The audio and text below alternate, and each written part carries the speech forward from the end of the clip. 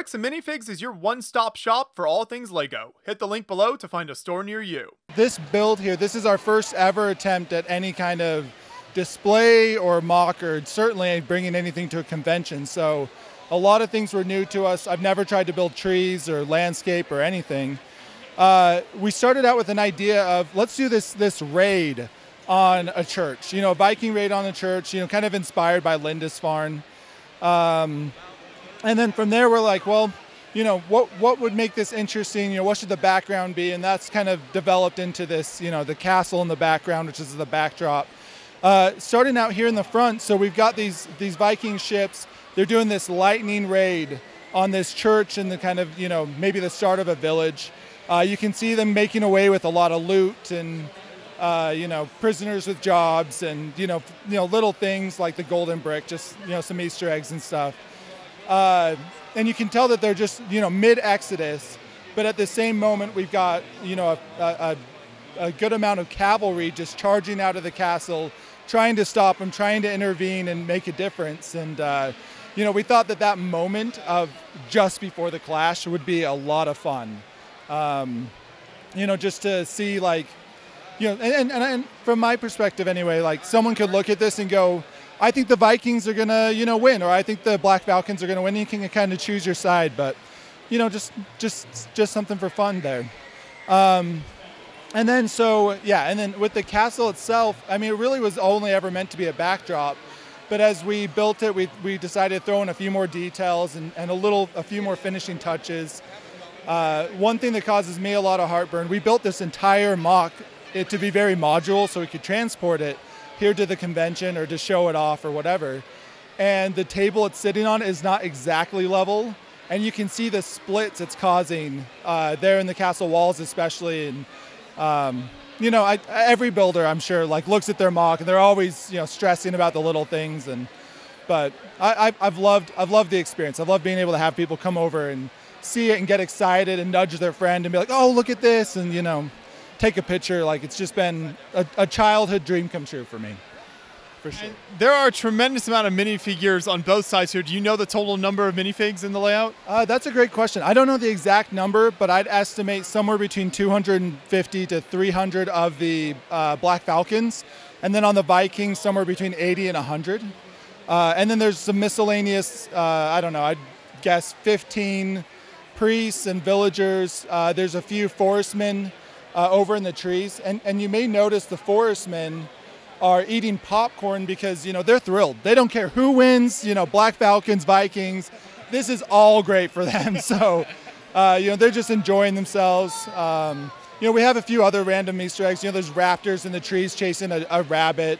Thor's on the boat, just chilling and doing his thing. And R2-D2, if you're not looking for him, you wouldn't spot him. He's right in the middle of the Vikings. Tons of little things like that. But yeah, just trying out some fun stuff.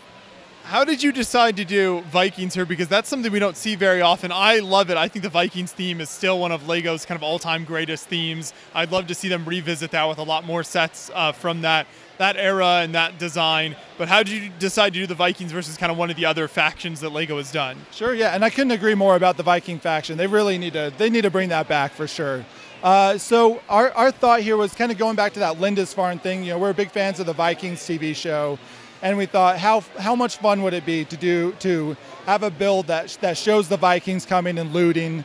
So, it almost seemed like that was the starting point, and then everything else kind of built off of that. Yeah.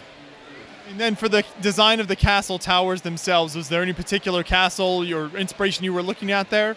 So, yeah, that's a great question. We borrowed the Machicolations, the little holes you can drop rocks through. We borrowed some of that general idea from the Lion Knight's castle. Every single little arch that you see, those are all functioning Machicolations, even on the smaller towers. But overall, the hope here was to make it kind of an imposing castle. Someone who's looking at the build goes, whoa, these Vikings, they're being pretty, they're being pretty edgy. They're pushing their luck, trying to get out. And so far, they're successful.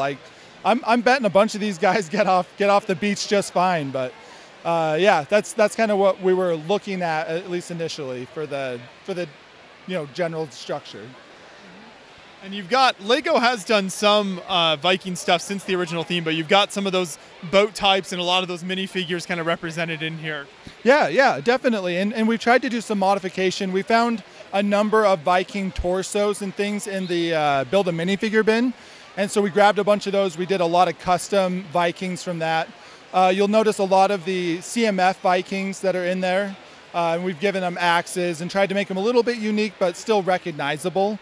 But yeah, we've got Vikings from a lot of the original sets, including the chess set, which really helped bolster the Viking army there initially. But yeah, definitely. And what was set up like here at the show? Because you've got so many minifigs. How long does that take you to set all that up? Oh, I was a little surprised myself. It took us 6 or 7 hours, it felt like, to get this thing out of the van that we hauled it in, try to slide it together, make it like piece back together into something that looked cohesive. And then, of course, setting up the minifigures and rebuilding the trees, because every single tree broke in transit, as anybody who's tried to build a tree before can probably relate. But yeah, 6 or 7 hours. Any lessons you learned with the trees there as you continue to build those, and something you might do differently in the future as you're transporting to a show? Yeah, that's a great question. So I've actually been talking to some of the other builders. It sounds like there's some ways to secure the leaves a little bit better, where we can kind of use some of the other leaf, like tri-leaf plugs, and that have the, I don't know what to call it, the stick anchor, and put that through the leaves. We think that'll help. And I think also probably just taking them off the build altogether, setting them on their own separate base plate, and then like packing that full of packing peanuts or something, some sort of packing material, maybe will save us some of the grief. I hope. If you have any suggestions for me on that, I'd love to hear.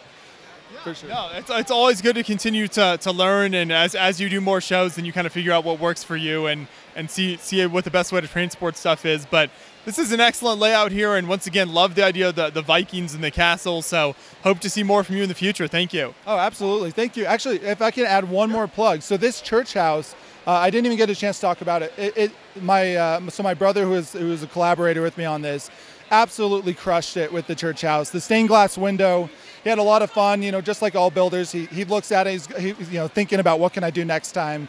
But the lighting on it, the lighting function really made the stained glass pop, and trying out the different designs and things. Super, super fun, and definitely something we'd want to do again.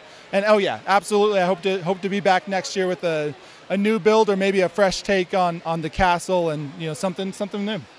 Looking forward to it. Thank you. Yeah, thank you.